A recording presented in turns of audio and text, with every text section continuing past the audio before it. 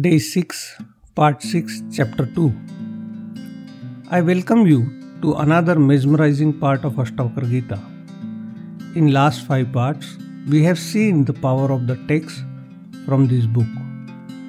It takes us completely in a different world. I was happy to get a call asking when the next part is coming. If you are listening for first time, I would recommend you to start from part 1. It is uploaded on Meeta Wellness YouTube channel. Please do subscribe and press the ring icon so that you get notification whenever the new part is uploaded.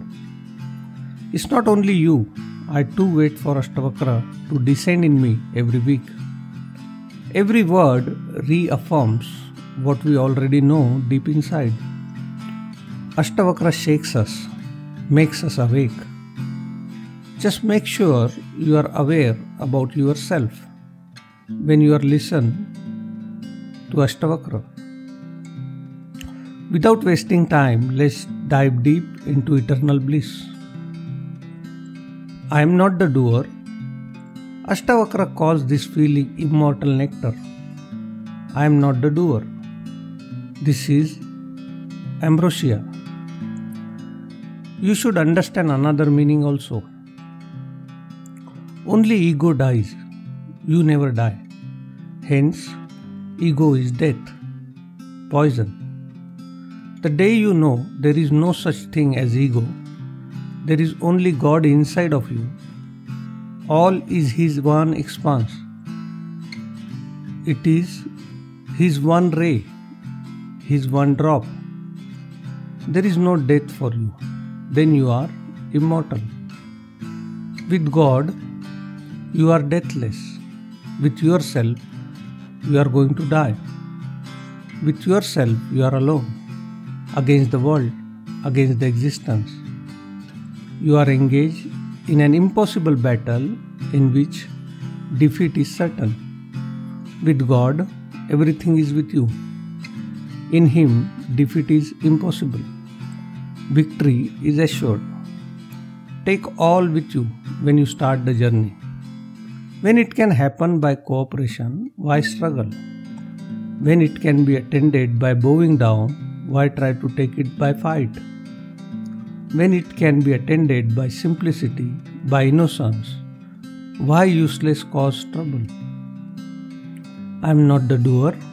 Drink this nectar of trust and be happy. Janak has asked, how can I be happy? How can happiness happen?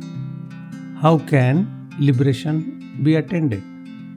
Ashtavakra is not giving any methods. He does not say do this or that. He says look in this way. Let your looking be like this. It is all a matter of looking. If you are unhappy, it is rooted in a wrong looking. You want to be happy? Then right looking. Drink this nectar of trust and be happy. This definition of trust needs to be understood. Distrust means you do not accept that you are one with the whole. For this, doubt arises. How can there be distrust if you accept you are one with the whole? Whenever existence takes you, it is good. We didn't come here through our own wish. We don't go through our own wish. We don't know why we are born, nor do we know why we die. Before birth, no one has asked us whether we wanted to be born. Before death, no one will ask us whether we want to die. Everything is happening here. Who asks us? Why should we uselessly bring ourselves into it? We shall disappear again into that one form whom life has emerged. And God has given life. How can we distrust Him? How can we distrust the source from which this beautiful life has emerged? He in whom this flower bloom, these lotuses bloom. He behind this moon and stars. This man, these animals, and birds. Here there is so much song, so much music, so much love. Why should we distrust him? Trust means we do not consider ourselves separate. We are not foreigners. We know that we are one with this existence.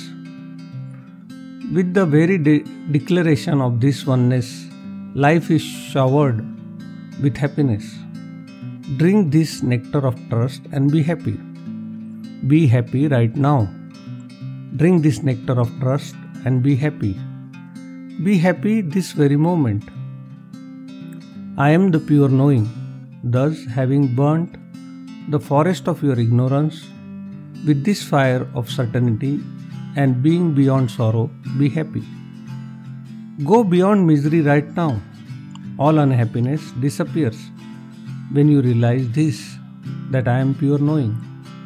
I am only the witness. I am only the observer. The disease of ego is the only disease. I have heard once Mullah Nasruddin participated in a poetry festival. When the festival was over, the master of ceremonies distributed the prizes to the poets. Mullah was not pleased. He expected a bigger prize than he got.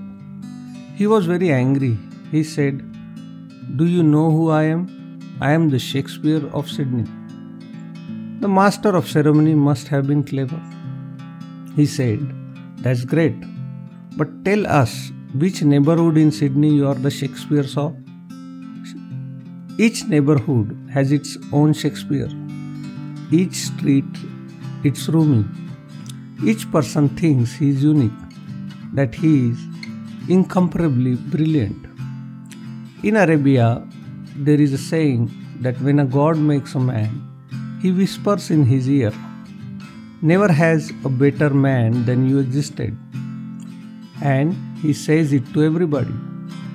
This joke is very deep, and every person lives with this idea in his head.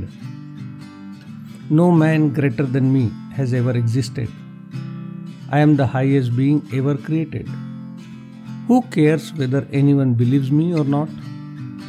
That is the problem. But I am the highest in creation. A man who lives with this conceit makes himself miserable. Expectation that can never be fulfilled arises from this false idea. His expectations are infinite, but life is very small. One who lives in expectation is bound to be unhappy. There is an art to live this life in a unique, different way, void of expectation, without demanding anything, filled with gratitude for whatever one has, in thankfulness. This is the technique of one who trusts. What you have in so much, but only when you see it. I have heard a man went to a river to end his life. A Sufi fakir was sitting on the river bank and he asked, "What are you doing?" The man was just about to jump in. He said, "Don't stop me, it's too much. This life is nothing, everything is meaningless. I never got anything I wanted.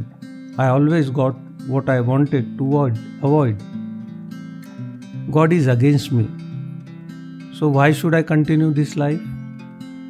The fakir said, "Wait, stay one more day. Then you can die. What's the rush? You say you don't have anything." The man replied, "Nothing at all. If I had anything, why would I come to take my life?" The fakir, means a sage, said, "Come with me. The king of this place is my friend." The fakir took him to king and he whispered something in king's ear. The king said, "I can offer you 1,000,000. The man heard only this. He couldn't hear what the fakir has whispered. The king said, "I can give you $1,000,000. The fakir went to the man and whispered in his ear, "The king is ready to buy both of your eyes for $1,000,000. will you sell them? The man said, what do you mean? I sell my eyes for $1 million. Even if he offers $10 million, I am not going to part with them. The fakir again consulted the king, and then he said, okay, he can give you 11 million. The man said, drop the whole idea. I am not doing this kind of business. Why should I sell my eyes? The fakir asked, will you sell your ears? How about your nose? The king is ready to purchase any part of your body and at whatever price you ask. The man said, no, I won't participate in this business. Why should I sell anything? The fakir said, look, you are not ready to sell your eyes, even for $11 million. And last night you are going to kill yourself. You said you didn't have anything. We cannot see what we have. Just think about these eyes. What a miracle. The eye is made from skin. It is a part of skin. But the eye can see. How crystal clear it is. The impossible has become possible. The ear can hear music. The sweet songs of birds, the murmuring of breezes, the roar of the ocean.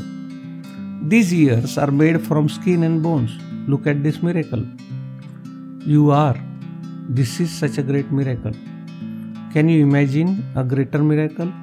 In this body of flesh, bones and blood, the lamp of consciousness is burning. Just assess the value of this lamp of consciousness. No, you have no eyes for it. You say you need a job, paying 100 rupees. But you get one at 90 rupees and you are ready to commit suicide. Or you wanted to be a minister, but you could only become a deputy minister. So now you are suicidal. Or you wanted to have a big house, but you got small one and it seems life has no meaning. Or you go bankrupt. Your bank accounts empties and you say, why go on living? Or you loved a woman and couldn't get her. Or loved a man and couldn't get him. Now you want to die. The more you desire, the more unhappy you are. The more you see how much you receive without desiring, the more indescribable gift will shower on you uncaused. What do you deserve? What you have done to deserve the life you have been given? What have you done that you can dance in the sun's rays for a moment or talk with the moon and star? On what basis?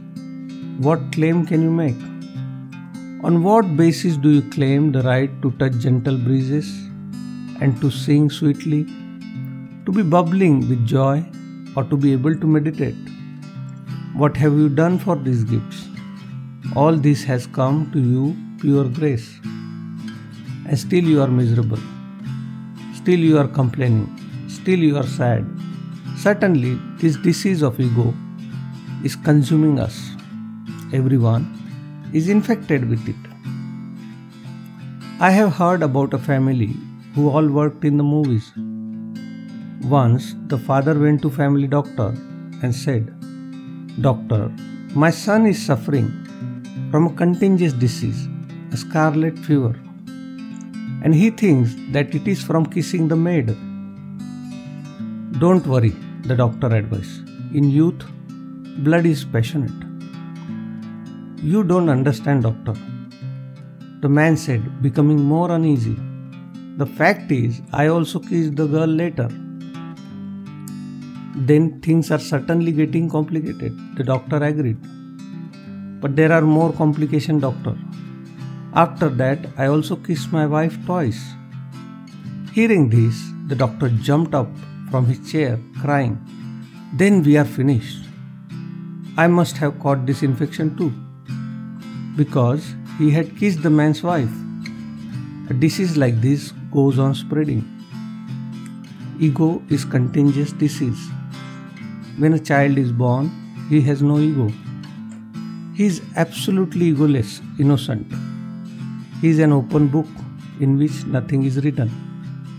A blank book, then the letters are gradually inscribed. Then the ego is gradually created. Parents, family, society, school, university all go on strengthening the ego. All our methods of education, our culture, our society and the civilization give birth to this one disease, give birth to the ego.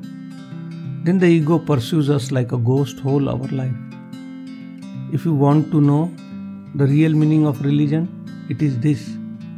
Religion is nothing but the medicine for the disease given to you by society, culture and civilization. Religion is anti-society, anti-culture, anti-civilization. Religion is rebellion. Religion is revolution. The whole meaning of the religious revolution is to drop what has been given to you by others, to drop what has been taught by others. Do not cling to it. It is your misery. It is your hell. Beside ego, there are no burdens in your life. Beside ego, there are no fetters, no chain. I am the one pure knowing, thus having burnt the forest of your ignorance with this fire of certainty and being beyond sorrow, be happy. Ego means mixing one's consciousness with something else. A man says, I am intelligent. Now he added ego to his intelligence. His consciousness becomes contaminated. Have you noticed when someone adds water to milk, we say the milk has been contaminated. If he says no, he has added only the purest water. Still you would say it is contaminated. Whether the water was pure or impure is not the question. Water was added. It does not make any difference that you added pure water. The milk has still become contaminated. If you look a little closer, you will see that not only has the milk become impure, but the water has also become impure. Separately, water and milk were pure. Mixed, both are contaminated. Confusion arises from the mixing of opposites, from the mixing of different types. No sooner is consciousness added to something different than itself. You say you are intelligent. Intellect is a mechanism. Use it. Do not become an intellectual. This is real intelligence, not to becoming an intellectual. When you say you are intelligent, then the difficulty has started. Water in the milk.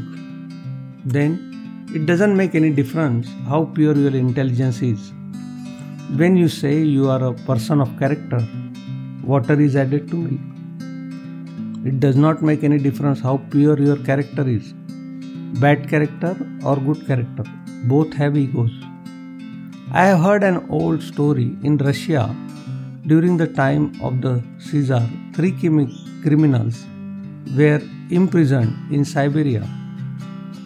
The 3 always argued among themselves who was the greatest criminal. And they also argued who would be jailed the longest. This usually happens in jail. People inflate their crimes when they talk. It is not only you that talk of greater bank balance than you have. When a guest comes, you borrow furniture from your neighbors and carpets to spread on your floor. It is not only you deceive others. You are not the only one who, seeing others, begins reciting Hariram Hariram. Or when someone comes, you spend a longer time praying and ring the worship bells louder. But when no one comes, you finish everything quickly. It is not that you are the only one doing this. If a guest is in house, you go to temple to give an impression that you are religious. In jail, prisoners do the same thing. Those 3 prisoners used to argue among themselves. One day, the first prisoner said, "When I was sent to prison in Siberia, when I reached this jail, there were no motor cars. Second one said, so what's so great about it? When I was jailed, there weren't even a bullock carts. The third said, bullock cart? What a bullock cart? They were trying to prove who had been jailed the longest. Ego exists there too. I have heard a new criminal arrived at jail. There was an old gangster already in the cell he was sent to. The gangster asked him, how long are you going to stay? He replied, I was sentenced for 20 years. He said, then stay near the door. You will be leaving early. Set up your bed just by the door. Criminals have egos too. In doing wrong, one inflates one's ego. In doing good, one also inflates it. But in both conditions, consciousness is contaminated. Ashtavakra says, I am pure knowing. I am neither intelligent nor great character, nor characterless. I am neither beautiful or ugly. I am neither old nor young, neither white nor black, neither Hindu nor Muslim, neither Brahmin or Christian. I have no identification. I am the one who sees all of this. When you light a lamp in your house, its light falls on table, on the chair, on the walls, on the clock, on the furniture, on the cabinet, or on the carpet, floor or ceiling. It falls on all. If you are there, it falls on you too.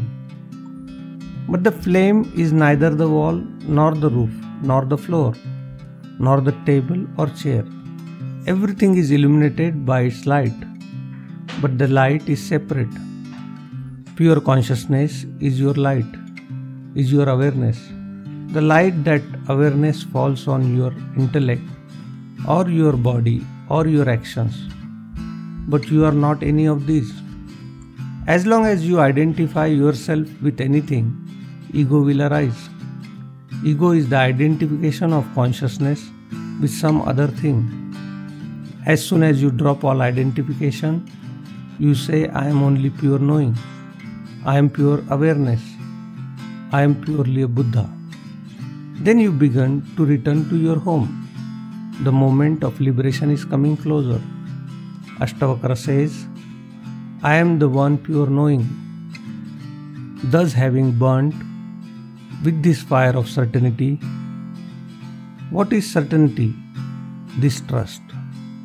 This trust will not happen through listening. This certainly will not happen through all intellectual understanding. You have understood it in many times and still you forget it again and again. Thus, this certainty comes from experience. If you experiment a little, trust will come. When experience comes, trust comes. And when trust comes, the revolution happens. Having burned the forest of your ignorance with this fire of certainty and being beyond sorrow, be happy. This is imaginary world, is projected like a snake on a rope. Knowing this, you are a bliss, ultimate bliss. Thus, wander happily. There is no reason for unhappiness here. You uselessly live in a bad dream and go on getting disturbed. In nightmares, have you noticed? Someone sleeps with his hand on chest, but in his sleep he thinks a ghost is sitting on him. He puts his own hand on his chest. It is his own weight, but in sleep, that weight creates an illusion. Or in putting his own pillow over his chest, it seems that a mountain has fallen on him. He tries to scream and shout, the scream won't even come out. He wants to move his hands and feet. His hands and feet won't move. He falls into such a panic. And when his sleep is broken, he finds that he is drenched in sweat. When sleep is broken, when he wakes up, he understands there was no enemy. No mountain has fallen on him. He had put his own pillow on his chest. He had put his own hand on his chest. His heart is still pumping wildly as if has run for miles. The dream is broken, but its effect still continues. The suffering we call worldly suffering are only misunderstanding of our awareness. This imaginary world is projected like a snake on a rope. Sometime you must have seen a piece of rope lying on the road in the dark, and immediately the idea of snake comes. When the idea of comes, a snake is projected onto the rope. You run, you scream and shout. You might even fall over while running and break a limb. Later on, you will find out that it was only a rope. But what use is that now? The limb is broken. But if you have even a small lamp of awareness, a light, a little light, then even the darkest night, you can see that a rope is a rope, not a snake. In this very awareness, bliss and ultimate bliss are born. Thus, wander happily. You have the key, you have the light. You have kept the light covered wastefully. Take the cover off. Kabir has said, open the curtain of the way, push aside the curtains of thought, of passion, of expectation, of fantasies, of dreams. These are the veils. Push them aside. Look with unveiled eyes. People sit veiled head to foot, and because of these veils, they cannot see anything. They are pushed here and there, and they fall into ditches. This imaginary world is projected like a snake on a rope. Knowing this, you are a bliss, ultimate bliss. Thus, wander happily. Understand this knowing, grasp it, be acquainted with it, then move happily. This existence is ultimate bliss. This existence doesn't know unhappiness. Unhappiness is your creation. It is difficult to understand this. We live in such a misery. How can we believe that the misery does not exist? The one who ran, he saw a piece of rope, won't believe there is no snake. The one who was sleeping with the pillow on his chest and thinks that a mountain has fallen on him cannot believe in that mountain has not fallen on him. This is our situation. What can we do? Move a little from observed towards the observer. See everything, but do not forget the one who sees. Do everything, but remember, you are not the doer. Buddha used to say, move on the path and remember that within no one is moving. Within all is unmoving. And this is how it is. Have you seen the wheels of moving bullock cart? The center pin remains still, while the wheels move. In the same way, the wheels of life moves, but the center pin remains still. You are the center, the pin around which life situation moves. He who considers himself free is free, and he who considers himself bound is bound. Because in this world, the proverb is true, as you think, so you are. With this, we end today's podcast here. There is a wonderful land waiting for you, and it's not a dream, a state where you are awake and blissful, a land where there is nothing right or nothing wrong. Please don't forget to subscribe to Meeta Wellness YouTube channel and press the bell icon to get the notifications for future episodes. Take care and thank you.